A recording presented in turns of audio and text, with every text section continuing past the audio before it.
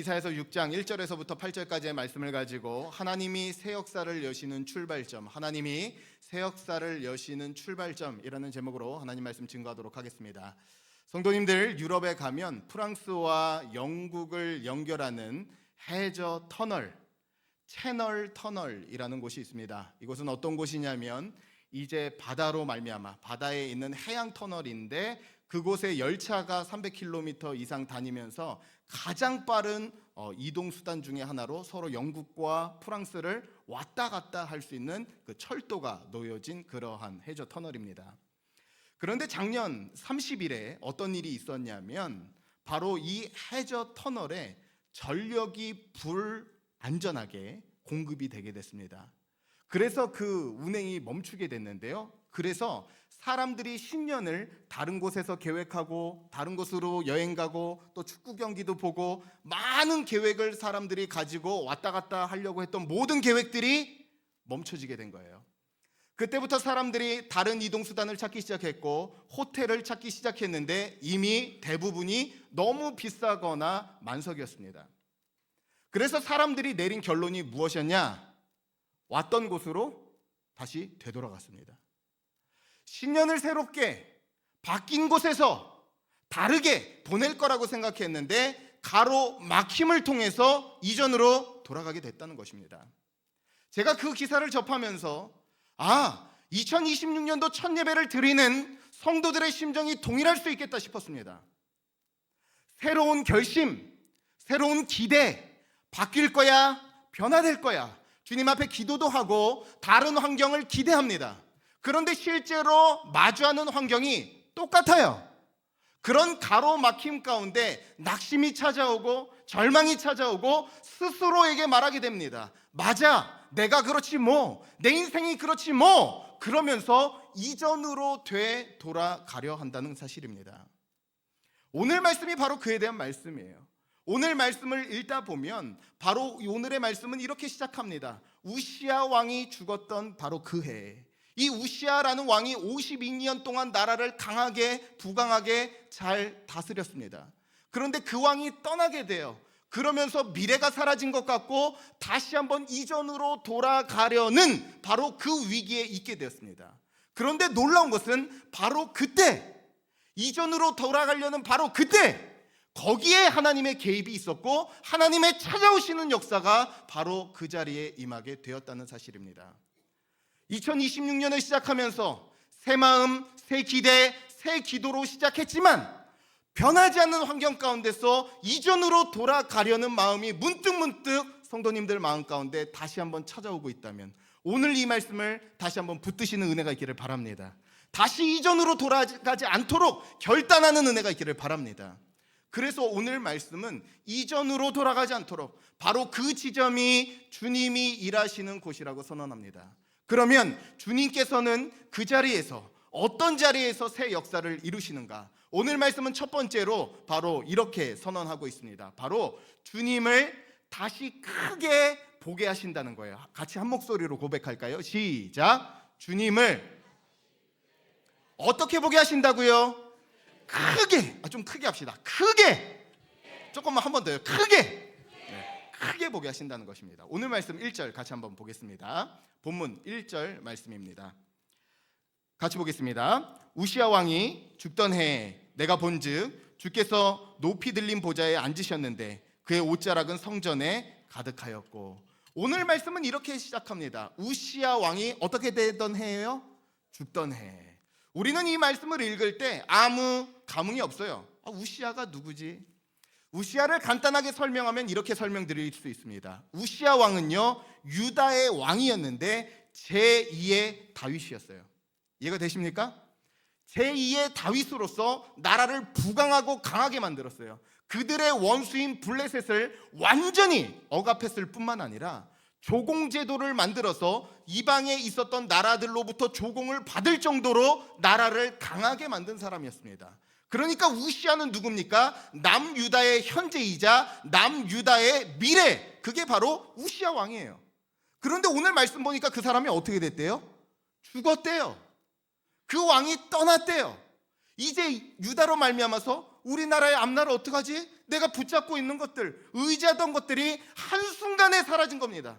그런 절대적인 절망감 가운데 오늘 말씀을 보니까 이사야가, 이 선지자가 깊은 낙심 가운데 이제 큰일 났다, 우리나라는 더 이상 앞이 보이지 않는다, 그 유능한 왕이 떠났으니 이제 우리는 끝났다. 실제로 아수르의 군대들이 전쟁 준비를 끝내고 조금씩 숨통을 조여오고 있는 상황 가운데 더 이상 어떤 것도 남지 않을 것 같았어요. 근데 그때 이사야가 낙심한 마음을 가지고 성전에 들어갑니다. 그런데 놀라운 장면을 보게 돼요. 무엇을 보게 되냐면, 성전에 갔는데 높은 보좌 위에 하나님이 앉아 계신 것을 보게 되었습니다. 거기서 충격을 받았어요. 내가 생각할 때, 이사야가 생각할 때 유다의 미래는 우시아였는데 지금 이 땅에서의 왕좌, 보좌는 비어있고 누구도 앉아있지 않다고 생각을 했는데, 실제로 성전에 들어가 보니까 높은 보좌에 여전히 주님이 앉아 계셨다는 거예요. 거기서 발견하게 됩니다. 거기서 깨닫게 됩니다. 그렇구나, 이 나라의 앞날을 책임지는 것은 왕이 아니라 여전히 그 자리에, 그곳에 앉아서 다스리고 계시는 주님께 미래와 내일이 있구나, 그것을 붙잡게 되었다는 사실입니다. 제가 미국에서 유학할 때 미국 찬양도 많이 부르고 또 미국 교회도 출석할 때 제가 우리나라 말과 가장 다른 표현을 하나를 좀 발견하게 됐는데요. 툭하면 찬양 가운데 나타나는 아주 공식 같은 표현이 하나가 있습니다. 무엇이냐면, 우리는 보통 이렇게 얘기합니다. 주님께서 다스리신다. 우리는 이렇게 얘기를 해요. 다스림을 보통 추상적으로 생각을 하는데요, 영어에서 하나님이 다스린다라는 표현은 그런 의미보다 조금 더 정확하게 이렇게 씁니다. 어떻게 쓰냐면, 우리 PPT 준비가 됐나요? God is in control. 그러니까 하나님이 다스린다는 표현을 이렇게 합니다. God is in control. 하나님이 통제하고 계신다. 그 상황을 하나님이 꽉 붙잡고 있다. 그래서 내가 볼 때는 통제력을 잃은 것 같고 내 손밖에, 내 능력밖에 일이지만 하나님이 철저하게 통제하고 계산하시고 인도하고 계시다는 뜻입니다. 그래서 성도님들, 이 사실을 반드시 기억하시길 바랍니다. 우시 왕이 떠난 그때, 내가 예상치 않은 일을 마주한 그때 우리는 더 이상 앞이 없다 생각하고 통제 밖의 일이라고 생각하지만 여전히 하나님께서는 보좌에 앉아 계신 주님, 다스리시는 주님, 통제하시는 주님인 줄로 믿습니다. 바로 그걸 믿을 때 우리에게 소망이 있어요. 그래서 그 장면을 본 이후에 오늘 말씀을 보니까 이사야가 한 가지 더 환상을 보게 됩니다. 그 주님께서 높은 보좌에 앉으셨는데 한 가지가 더 나와요. 오늘 말씀을 보면 이렇게 나옵니다. 그의 옷자락은 성전에 가득하였고. 뭐가 가득했대요? 뭐가 가득했대요? 옷자락이 가득했대요. 우리 볼펜이 있으면, 형광펜이 있으면 여기 줄을 치십시오. 왜 하나님을 설명하면서 옷자락이라고 말했는가? 옷자락은요, 위엄과 능력을 뜻하는 거예요. 얼마나 힘이 있는지, 얼마나 능력이 있는지를 옷자락을 통해서 선언되기 때문에 그래요. 실제로 1953년도에 이 세상을 떠난 엘리자베스 2세 여왕이 그때 즉위를 했습니다. 해가 지지 않는 나라, 영국의 여왕이에요. 영국, 뉴질랜드, 호주, 캐나다 모두가 바라보는 인간 왕으로서의 최고의 높은 자리에 있는 엘리자베스 여왕이었습니다. 그때 즉위할 때 입었던 벨벳 옷이 있는데 길이가 5.5m였어요. 그리고 그 옷을 들기 위해서 시중 들던 시녀가 6명이었습니다. 왜 그렇게 긴 옷을 입었을까요? 왜 그렇게 끌리는 옷을 입었을까요? 그 옷에 그렇게 큰 위엄과 능력이 있음을 보여주기 위해서 5m나 되는 긴 옷을 통해서 내 권력이, 내 능력이 이만큼 있다 선언한 거예요. 그런데 그것과 비교할 수 없는 엄청난 우주적 권위와 능력을 가지신 분이 나옵니다. 누구예요? 살아계신 하나님이십니다.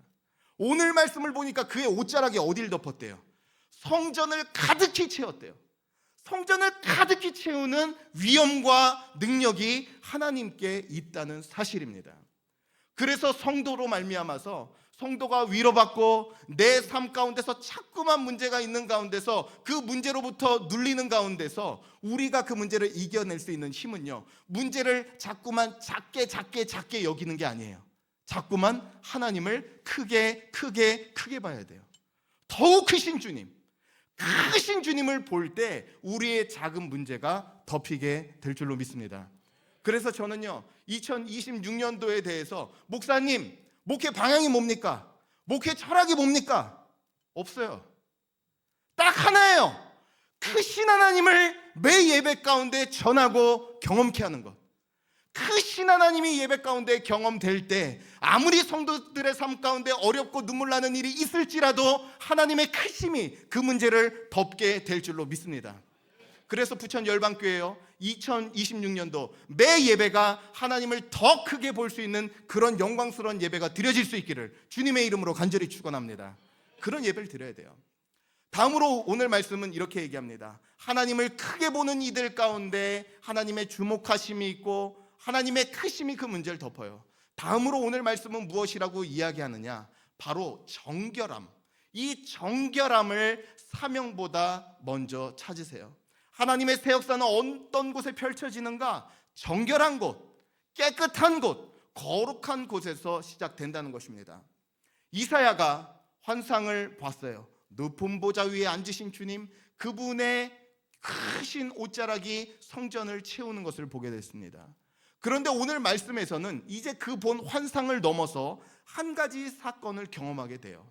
오늘 말씀을 보면 어떤 말씀이 나오냐? 문지방이 흔들리게 되고 연기가 자욱하게 됐어요. 어떤 일이 일어났다고요? 문지방이 흔들리고 뭐가 가득했어요? 연기가 자욱하게 됐어요. 그런데 그런 일을 경험하자 이사야가 뭐라고 이야기하냐면 오늘 말씀을 보면 이렇게 이야기합니다. 그때에 내가 말하되 화로다 나여 망하게 되었도다. 이렇게 말하는 이유가 있습니다. 지금 이 말씀에서 이사야가 내가 큰일 났다, 내가 망하게 됐다, 내 전 존재가 사라지게 생겼다, 이렇게 말한 이유가 있습니다. 왜요? 땅이 흔들리고 연기가 가득 차는 이 현상은 언제 나타난 현상이에요? 출애굽기에서 바로 시내산에서 하나님께서 임재하실 때 나타났던 동일한 현상입니다. 그렇기 때문에 지금 바로 문지방이 요동하고 그곳에 연기가 가득했다는 것은 뭐예요? 지금 이사야가 하나님을 1대1로 독대하고 있다는 거예요. 살아계신 하나님을 만나게 됐다는 것입니다. 그러자 뭐라고 얘기합니까? 화로다 나여 망하게 되었도다. 여기서 망하게 됐다는 이 말의 원어적인 의미는 샅샅이 낱낱이 해체돼서 아무것도 남지 않게 됐다는 뜻입니다.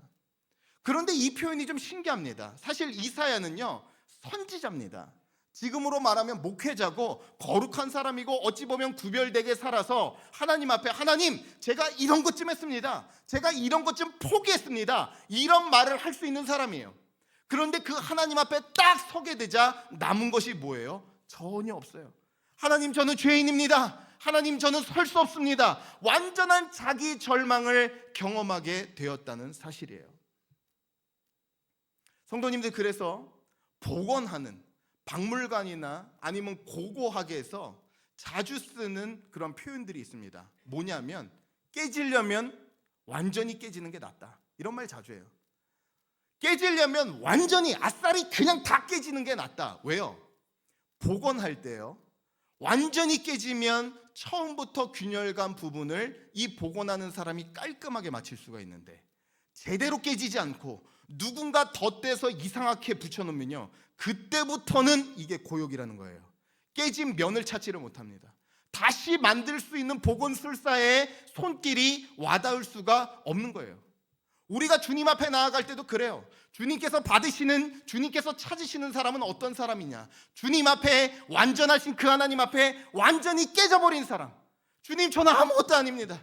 주님 붙잡아 주시지 않으면 아무것도 할 수 없습니다. 이 완전한 자기 깨짐의 고백이 있는 그 성도야말로 주님의 회복과 주님의 다시 일으켜줌을, 붙잡아 주심을 경험할 수 있게 되는 줄로 믿습니다.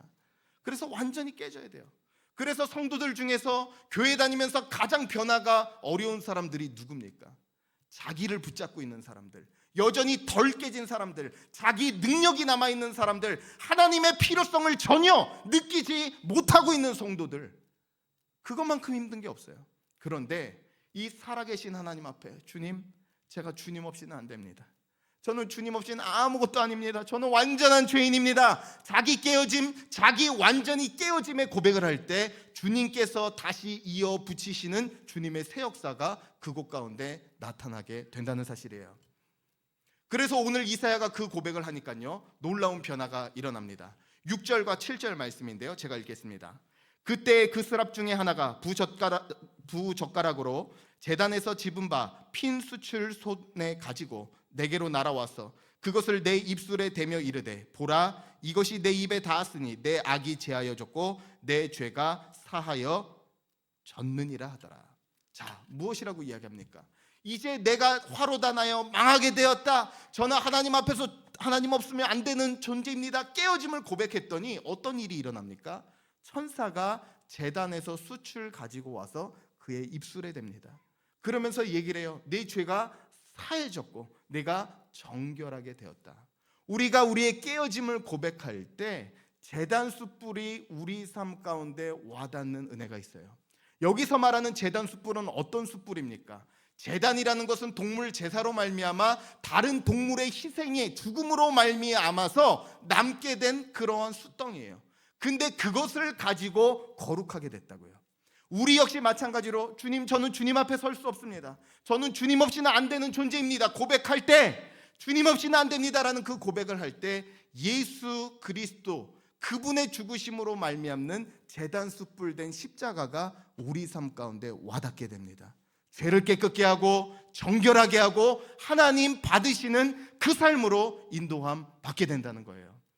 그래서 저는 오늘 성도님들 예배 가운데 다시 한번 이 주님의 십자가가 와닿지 않는 분들이 계셨다면 다시 한번 그 십자가가 성도님들의 삶 가운데 와닿을 수 있는 은혜가 있기를 바랍니다. 주님, 저는 제 삶에 제가 주인이 되어 어디로부터 와서 어디로부터 가는지 알지 못했고 방황하며 내 뜻대로 살았지만 이 시간 다시 한번 내 삶을 주님 앞에 내어드립니다. 제가 행했던 것, 제가 있던 것 모두 다 올려드리며 예수 그리스도의 다함없는 은혜를 구하오니 저를 용서하여 주옵소서. 이 고백을 올려드릴 때 이 이사야가 경험했던 제단 숯불이 내 삶에 닿는 예수 그리스도의 십자가가 나를 정결케 하는 그 은혜가 있게 될 줄로 믿습니다. 그래서 다시 한번 하나님께서 복구시키는 깨진 삶은 언제요? 주님 없이는 안 된다는 완전한 자기 부정의 고백 가운데 하나님의 다시 세우심의 역사가 있습니다. 오늘 이 예배 가운데서 내 힘으로 아니에요, 내 결심으로 아니에요. 그러나 할 수 없는 죄인이지만 주여 긍휼히 여겨 주옵소서, 불쌍히 여겨 주옵소서. 이 고백을 하는 고백을 통해서 주님께서 다시 한번 깨어진 우리의 삶을 은혜로 마치시고 열어주실 줄로 믿습니다. 오늘 말씀은 결론적으로 우리에게 이렇게 얘기합니다. 그래서 하나님께서는 하나님을 크게 보는 사람, 특별히 회개로 말미암아 주님을 붙잡는 사람을 기억해 주세요. 그러면서 우리에게 한 가지 책임 있는 한 가지를 요구합니다.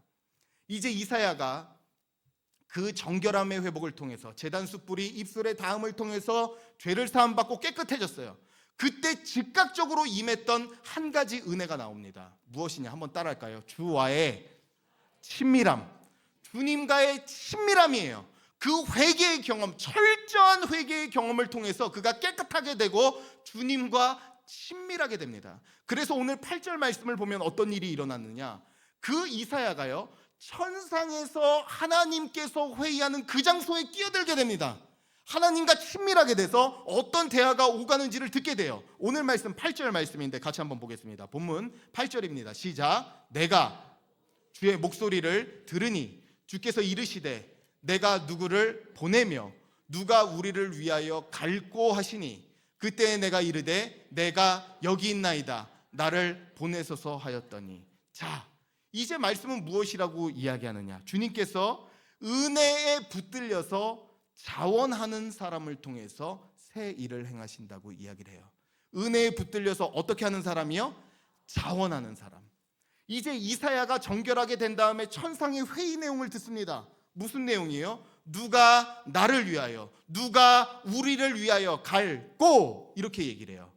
그런데 놀라운 것은 하나님께서 이사야에게 내가 가라 명령하시지 않고 물으셨다는 거예요. 누가 날 위해 갈 것인가? 하나님께서 찾으시는 심령이 뭐라는 거예요?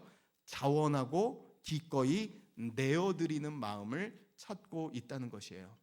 이사야에게는 사실 두 가지 갈림길이 있었습니다. 그 옛날 아담과 하와처럼 주님께서 내가 어디 있느냐 찾으실 때 귀 닫고 눈 닫고 저는 아니에요, 저는 바쁩니다, 저는 없습니다 그러면서 아담과 하와처럼 있을 수 있었어요. 그런데 오늘 말씀 보니까 뭐라고 얘기합니까? 주님의 찾으심에 대해서 내가 여기 있나이다, 나를 보내소서. 주님에 대한 은혜로 다시 한번 자신을 주님께 내어드리며 자원해요. 그 자원함을 주님께서 기뻐 쓰신다는 것입니다. 제가 미국으로 유학 가기 전에 한국에서 큰 대형 교회에서 사역을 할 때 일인데요. 그때 제가 청소년 사역을 하면서 부서 아이들만 한 750명, 800명, 스태프들만 120명, 학부모들 뭐 다 하면 이게 웬만한 중형 교회보다 큰 거예요. 너무 바빠서요. 뭐 집에 거의 11시 이후엔 들어간 적이 없는 것 같아요. 애들 가출했다 그러면 또 잡으러 가야 되고. 정말 바쁜 하루하루를 보냈는데요. 그때 이제 어떤 일이 있었냐면 사역 회의 시간에 행정 목사님이 오셔서 그렇게 얘기를 하더라고요. 우리 교회가 이제 날로 성장하고 외부에서 자꾸만 연락이 와서 우리 교회를 와서 좀 보고 배우고 싶어 하는 분들이 많은데 이 탐방 부서가 없습니다. 이 탐방 부서를 만들려고 하는데 누가 자원해 주세요. 제 마음에 너무 사실 그때 바쁜 때였습니다. 뭐 애들 따라다니냐 또 막 큐티 막 녹음하느라 너무 바쁜 때였어요. 근데 마음 가운데 그런 마음을 주셨어요. 내가 해라. 그래서 저도 모르게 제가 해보겠습니다. 자원했어요. 후회는 많이 했죠. 이제 후회를 했는데 자원을 했는데 문제는 이름은 탐방부예요. 그러니까 탐방부 담당 목사입니다. 근데 부원이 없어요. 혼자예요. 그러니까 저 혼자고 팀원은 없어요. 새로 만들어야 돼요. 그래서 큰 다른 교회들이 어떻게 부서를 운영하는지 다른 데 막 홈페이지도 있고 날마다 손님들 오면 막 다 해야 되는 것들이 매뉴얼화 되어 있는데 우리 아무것도 없는 거예요. 처음부터 하나씩 만든 겁니다. 그래서 목요일 날 오시는 분들한테 교회를 설명해 드리고 또 교회 이렇게 패키지하고 또 교회 자료를 넘겨 드리고 또 기도해 드리고 점점 이렇게 사역을 했습니다. 근데 나중에는요, 이 너무 많이 오시다 보니까 나중에는 1년에 방문하는 교회가 80교회 정도 되더라고요. 정말 많이 온 겁니다. 뭐 한 주에 거의 2교회씩 이렇게 온 거니까 정말 많이 오신 거예요. 그런데 나중에 제가 알게 된 게 뭐냐면요, 제가 그 탐방 부서를 하면서 너무 큰 은혜를 누렸어요. 예전에는 청소년 사역 애들만 막 만나다 보니까 이 교회에서 이 예배 순서는 왜 이렇게 하지? 새가족 부서는 어떻게 돼 있지? 아무것도 몰랐어요. 그런데 다른 사람들한테 설명을 해줘야 되잖아요. 그러니까 가서 배우고 듣고 자료를 모으고 하다 보니까 교회가 점점 보이기 시작했더라는 거예요. 그래서 나중에 이제 유학 갈 때 모든 사역을 내려놓는데 제 입에서 그런 고백이 나오더라고요. 주님 너무 감사합니다. 그 자원했던 그 순간이요, 나에게 일 더하고 나를 힘들게 하는 그 순간이 아니라 저로 하여금 더 성장하게 만드는 하나님의 축복의 순간이었다는 사실이에요. 그래서 성도님들도 마찬가지입니다. 우리 삶 가운데 내가 마주하는 현실을 부득이하여 억지로 죽지 못해서 하지 말고 그 일을 주님께서 직접 내게 축복 주시기 위해서, 나를 성장하기 위해서 주신 일로 알고 자원할 때 거기서 하나님의 새 일이 시작된다는 사실입니다. 그래서 빌레몬서 1장 14절 말씀은 모든 성도들이 기억해야 되는 영적인 원리를 우리에게 이렇게 이야기합니다. 빌레몬서 1장 14절입니다. 다만 내 승낙이 없이는 내가 아무것도 하기를 원하지 아니하노니, 잘 보십시오. 이는 너의 선한 일이 억지같이 되지 아니하고 어떻게 하게 한다고요? 자의로 되게 하려 함이라. 어떻게 한다고요? 억지가 아니라 자의로 기쁘게 할 때 거기서 하나님께서 그 헌신을 받으세요. 그 헌신을 통해서 일하게 되신다는 사실입니다. 저는 그래서 성도님들에게 한 가지를 도전합니다. 2026년을 살아갈 때 맡겨진 일 억지로 하지 못해서 그냥 끌려가는 삶이 아니라 하나님께서 주신 기회로 알고 하나님께서 베풀어 주신 은혜인 줄 알고 자의로 기쁘게 하나님 앞에 자원하며 하실 수 있기를 바랍니다. 그게 하나님의 부르심의 때고 하나님의 기가 막힌 축복이 바로 그 자리 가운데 시작될 수 있다는 사실이에요. 그래서 이번 한 해를 시작할 때 저는 성도님들이 이런 고백이 여기저기서 터져나오기를 원합니다. 나는 그때 이렇게 될 줄 몰랐는데 그냥 주님께서 주신 은혜에 감사해서 자원했을 뿐인데 하나님께서 내 기대를 넘어 역사하셨다고, 그 고백을 올려드릴 수 있기를 축복합니다. 그래서 원래 이사야서는요, 읽다 보면 6장에서 끝나면 제일 자연스럽습니다. 왜요? 이사야서 6장에서 우시아 왕이 죽어요. 그리고 이 나라와 민족에 대한 예언이 썩은 고목 나무와 같이 너희는 망했다! 딱 끝나서 6장에서 끝나면 이사야서는 읽을 이유가 없는 책입니다. 그런데 놀랍게도 이사야는 7장, 8장, 9장까지 계속 쓰여져 나갑니다. 왜요? 주여, 내가 여기 있나이다. 나를 보내소서. 나를 보내소서. 나를 써주소서. 나를 통하여 일하소서. 자원하며 자신을 드린 그 한 사람이 계속적으로 나라의 절망을 밀어내고 소망이 없는 곳 가운데 소망이 비추도록 쓰임 받았기 때문이에요. 저는 성도님들이 이런 동일한 결심이 있기를 바랍니다. 성도님의 가정 가운데, 성도님의 사업 가운데, 이 자원하며 드리는 가운데서 주여, 내가 여기 있나이다. 나를 통하여 일하여 주소서. 나를 보내소서. 그 고백 가운데 주님께서 내가 예상치 못한 내 기대를 아득히 넘어선 하나님의 방법으로 일하셔서 올 한 해를 마무리할 때 주님 축복이었고 감사였습니다. 이 고백으로 마무리할 수 있는, 주님의 새 역사를 고백할 수 있는 모든 부천 열방교회 성도님들 되시기를 주님의 이름으로 간절히 축원합니다.